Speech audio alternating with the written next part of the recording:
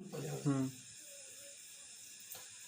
नमस्कार मित्रों, हरिकुंज ज्योति सेवा केंद्र में आपका फिर से स्वागत है। आइए एक जन्म कुंडली अध्ययन करने जा रहे हैं। यह जन्म कुंडली जो है वो मनीष कुमार जी का है। इनका जन्म दिनांक 20/10/1996 को हुआ है और जन्म का समय 1:45 रात्रि में हुआ है और इनका जन्म स्थान जो है सिवान बिहार में पड़ता है। इनका मुख्य रूप से दो प्रश्न था इनकी कुंडली में। पहला प्रश्न इनके करियर से संबंधित था और दूसरा प्रश्न यह था कि इनके जीवन काल में यह धन अर्जन कर पाएंगे कि नहीं और ये कितना धन अर्जन कर पाएंगे, इस प्रकार का इनका प्रश्न था। आइए इनकी कुंडली में हम इनकी कुंडली के अध्ययन करते हैं। कुंडली अध्ययन के माध्यम से हम जानने का प्रयास करते हैं कि इनका समय कैसा है, आगे इनका समय कैसा रहेगा या पीछे इनका समय किस प्रकार का बीता हुआ है, इस पर हम लोग विशेष चर्चा करते हैं। आइए इनका जन्म कुंडली में लग्न सिंह लग्न की इनकी पत्रिका बन रही है और इनका मकर राशि बन रहा है, सिंह लग्न और मकर राशि। उसके बाद में ये उत्तराषाढ़ा नक्षत्र के तृतीय चरण में इनका जन्म हुआ है। यह सूर्य का नक्षत्र होता है। देखिए इनका सिंह लग्न जो है अग्नि तत्वीय लग्न है और यह भूमि तत्वीय राशि है, तो अग्नि और भूमि का संबंध आपस में अच्छा होता है। आप देखते होंगे कि हमेशा हम जितने भी अभी तक वीडियो बनाए हैं उसमें हम यह तत्व के बारे में चर्चा हमेशा किया करते हैं कि तत्व क्या है। तो देखिए पंच तत्वों से हम लोगों का शरीर बना हुआ है और वह पंच तत्व ही जो है वह ग्रहलोक में भी रहता है। जैसे कि आप जान लीजिए कि अग्नि, वायु, जल, मिट्टी और आकाश ये पंच तत्व है और पंच तत्वों से हम लोगों का शरीर बना हुआ है और पंच तत्व ग्रह में भी समाहित रहते हैं।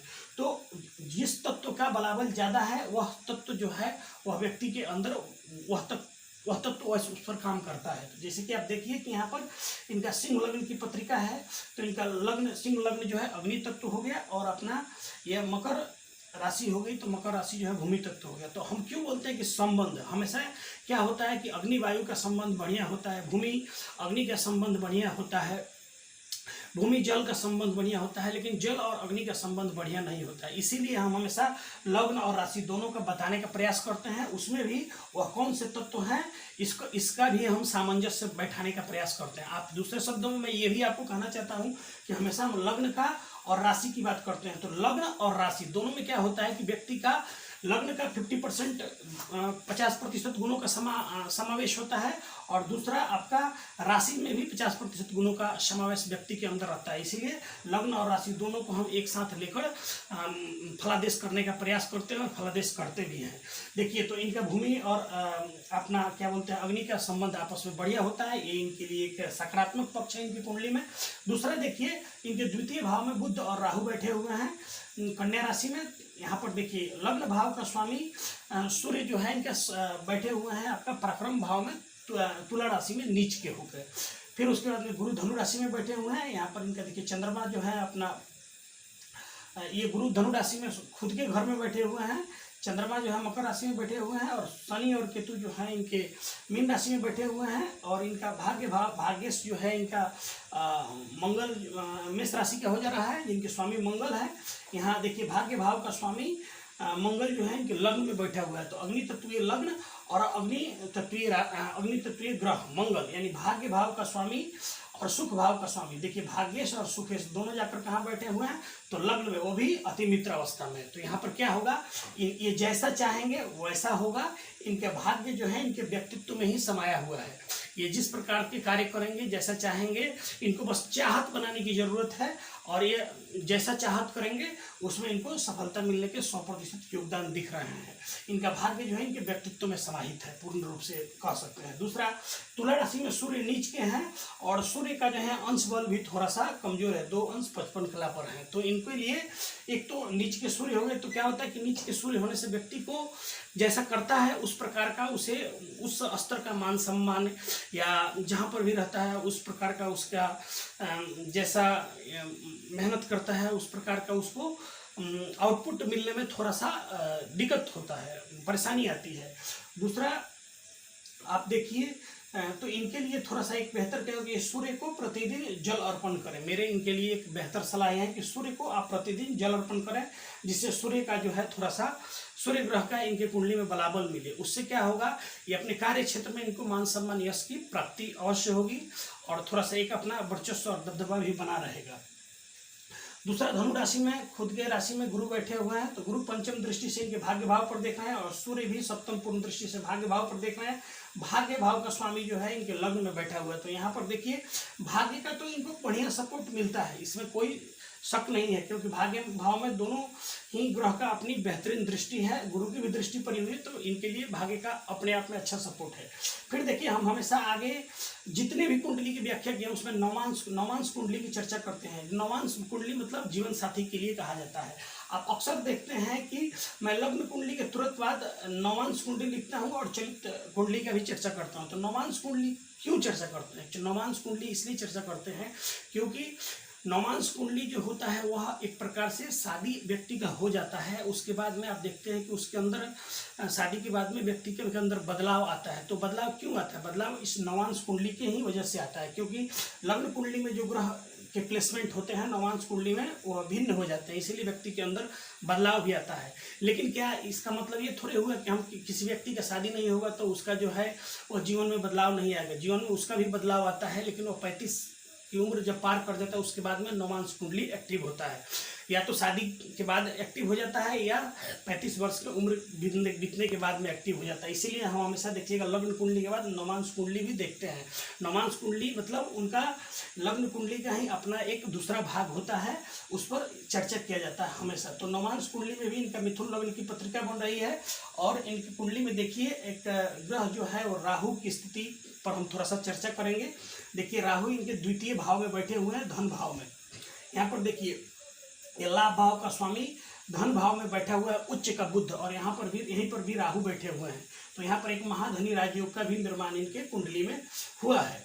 उसके बाद में आप देखिए इनके वर्तमान समय में जो इनका महादशा चल रहा है वो राहु का महादशा चल रहा है। राहु के महादशा के बारे में हम थोड़ा सा चर्चा कर लेते हैं। देखिए इनका शुक्ल पक्ष में जन्म हुआ है, तिथि अष्टमी है, योग धृतीय, वर्ण वैश्य है, योनि नकुल है और गण मानव है। ठीक है, अब देखिए इनका क्या है कि राहु का महादशा 25/6/2016 से चल रहा है और 22/6/2034 तक खत्म होगा। तो ये सबसे पहले इनका प्रश्न था कैरियर से संबंधित। तो देखिए कैरियर क्या वृषभ राशि का बन रहा है। तो वृषभ राशि वाले क्या होते हैं? स्वतंत्र विचारधारा के होते हैं, बहुत अधिक मेहनती होते हैं, कार्य करने में तत्परता पूरी दिखाते हैं। एक प्रकार से आप ऐसा मान लीजिए किसी भी कार्य में भिड़ जाते हैं, पूरी लगन और मेहनत से करते हैं और काम करने में किसी भी प्रकार की कोई कोताही नहीं करते हैं। यह वृषभ लग्न का अपना खुद का गुण होता है। और खासकर जब वृषभ राशि कर्म क्षेत्र में ही इनका बना हुआ है तो ये कार्य क्षेत्र में पूर्ण स्वतंत्रता पसंद करते हैं, किसी प्रकार का छेड़छाड़ पसंद नहीं करते हैं, अपने कार्य को पूरा मन लगा के करने में विश्वास रखते हैं। तो वृषभ राशि का इनका कार्य क्षेत्र बन गया और अभी तत्काल में राहु का महादशा चल रहा है। तो अब देखिए राहु शुक्र, ये वृषभ राशि शुक्र से इनके जो है वो मालिकाना हक शुक्र के पास जाता है और शुक्र और राहु में मित्रता होती है। दूसरा चलित चक्र में भी देखिए यहाँ पर बुध जो है वो आ गए हैं सूर्य के घर में, तो यहाँ पर पराक्रम भाव से बुधादित्य राजयोग का निर्माण कर दिया है और राहु और शुक्र एक साथ द्वितीय भाव में बैठ गए हैं और राहु का ही महादशा चल रहा है। तो इनके लिए यह राहु जो है वह काफ़ी बेनिफिट देने वाला ग्रह। अब थोड़ा सा हम राहु के बारे में भी चर्चा कर लेते हैं। राहु ग्रह की महादशा इनका है, इसलिए हम थोड़ा सा राहु पर चर्चा करते हैं। आप देखिएगा अगले जिस वीडियो में भी जो भी ग्रह होंगे उस ग्रह के विषय में भी थोड़ा समय चर्चा करना पसंद करूंगा। राहु ग्रह यानी कि महर्षि कश्यप और सिंहिका के पुत्र हैं राहु।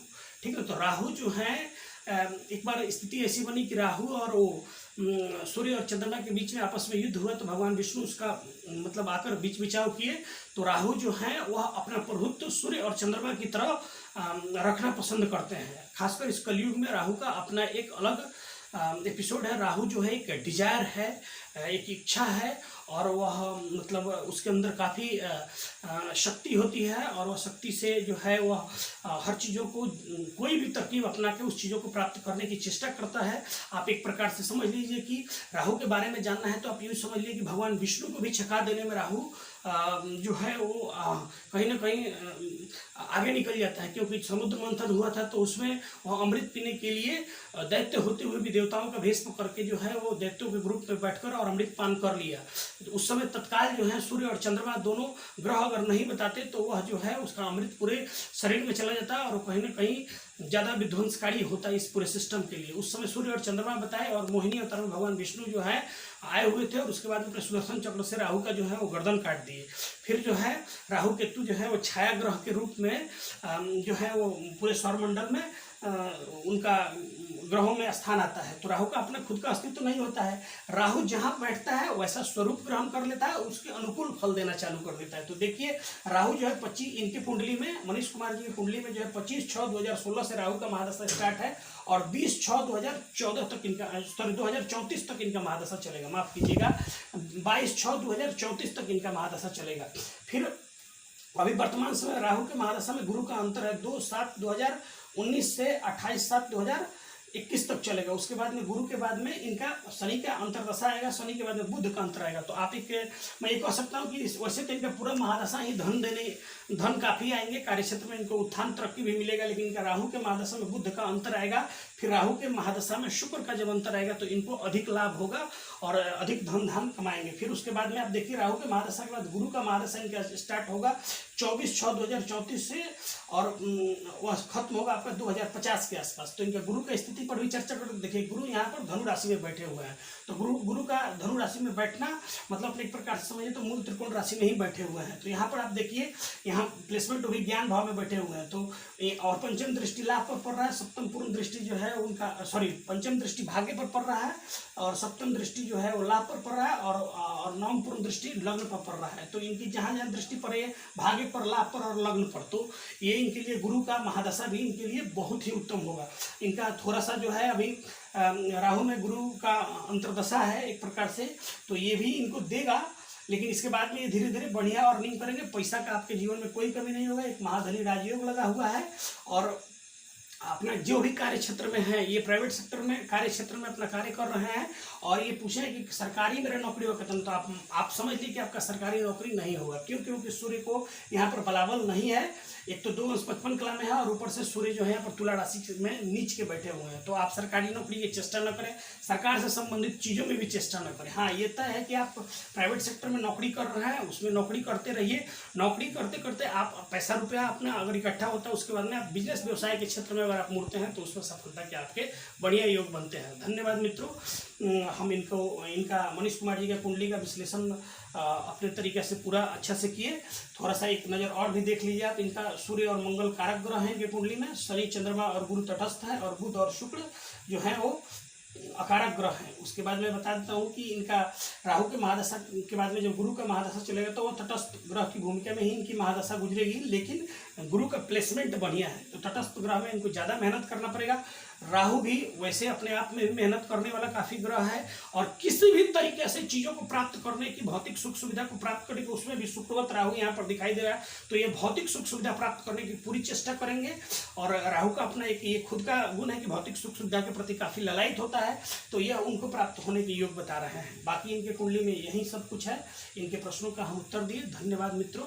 आपका भी अगर कोई प्रश्न है तो आप कमेंट बॉक्स में आइए, आप अपना जन्म का तारीख, जन्म समय और जन्म स्थान दीजिए, अपना प्रश्न कीजिए। मैं आपके प्रश्नों का उत्तर देने के लिए आपके सामने उपस्थित हूँ और थोड़ा सा हो सकता है विलम्ब हो, लेकिन मैं आपके प्रश्नों का उत्तर अवश्य दूंगा। प्रश्न आप ज्योतिष से संबंधित प्रश्न हो वो भी करिए, वैदिक सनातन धर्म से संबंधित प्रश्न हो तो वो भी करिए। प्रश्न ऐसा कीजिए जिसमें सर्वज्ञता समाया हो, प्रश्न ऐसा कीजिए जो सर्वलौकिक हो और प्रश्न जो है सत्य सनातन वैदिक धर्म से जुड़ा हो। मैं आपको प्रश्नों का अपने सामर्थ्यानुसार, ज्ञानानुसार उत्तर देने का अवश्य प्रयत्न करूँगा।